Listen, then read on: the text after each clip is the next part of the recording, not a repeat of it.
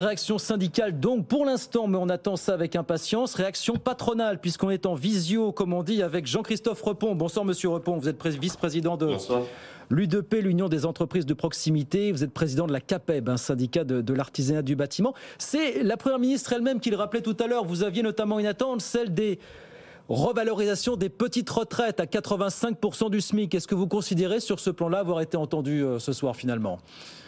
Sur ce point-là, et pas que celui-ci, et je pense que pour le patronat que nous représentons, donc les petites entreprises de l'artisanat, mais également des professions libérales, les petites pensions sont un élément essentiel et une considération dans un cadre d'équité de traitement entre les salariés et les indépendants. Il était important pour nous que les petites pensions soient révalorisées et c'était une de nos points, de nos lignes de rouge à ne pas franchir, avec d'autres, bien évidemment, d'autres sujets, si vous voulez que je les enchaîne.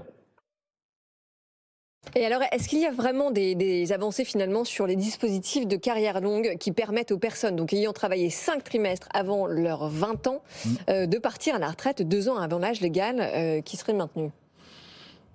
Nous regarderons dans le détail, mais nous étions très vraiment portés sur le fait que le public, souvent de l'artisanat issu de l'apprentissage, devait pouvoir partir plus tôt et les annonces qui ont été faites, et on regardera dans le détail, font valoir que les carrières dites maintenant super longues seront prises en compte, et donc on aura la capacité pour des gens qui ont commencé à 16 ans de partir à 58 ans et d'autres de partir à 60 ans, ce qui était actuellement 60 et 62 ans. Donc pour nous, la prise en compte des carrières longues est un élément essentiel sur le public, une grande partie de notre public que nous représentons, et il était pour nous admissible un report de l'âge légal à 64 ans, mais avec des points comme celui-ci dans forme.